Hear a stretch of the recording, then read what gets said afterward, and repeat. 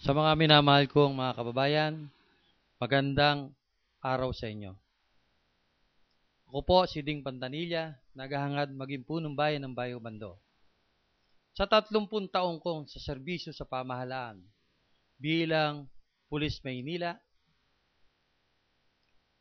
punong barangay ng Paliwas at ex-officio councilor ng bayan ding ito, ay nagampanan ko ang mga alituntunin alinsunod sa batas. At ganoon din po, ay nakatulong ako sa mga nakararaming mga kababayan ko. Yan po ang naghangad sa akin bilang tumakbo at umangat sa level ng pagiging punong bayan.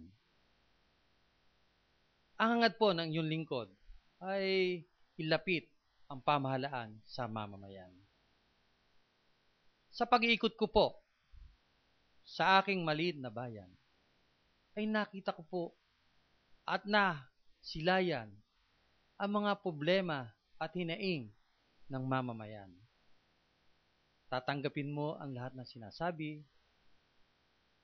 iisipin mo ang lahat ng mga hihabilin sa iyo. At dyan nga po, ay ang episode ng buhay ay lubha ko na rin, nadaanan ko na rin tulad nila.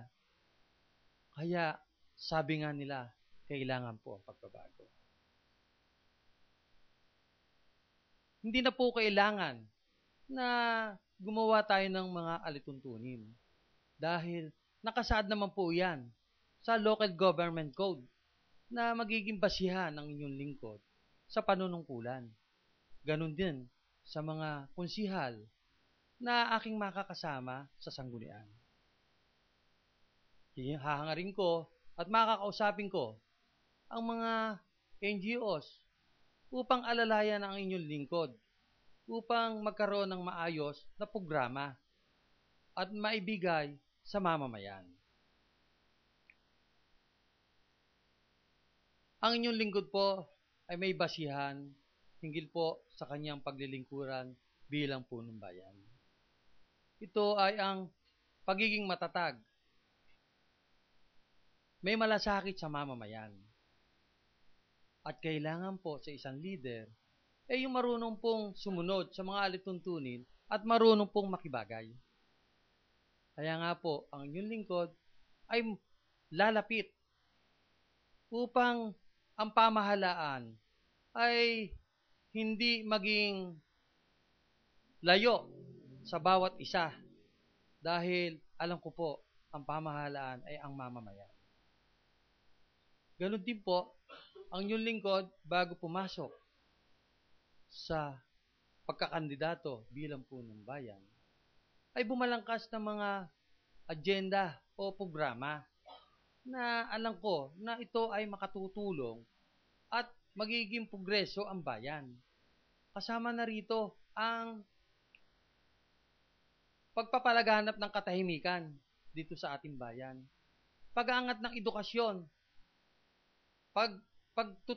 pagdadagdag ng mga tustos gastusin sa gamot, lalong-lalo na sa pangangailangan ng mahihirap.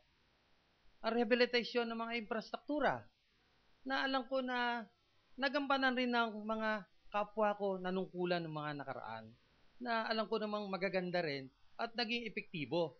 Kaya lamang, sa pabago-bagong takbo ng buhay, ay kailangan pa natin dagdagan. Kaya ang inyong lingkod ang magpapaganda sa mga magagandang ginawa nila.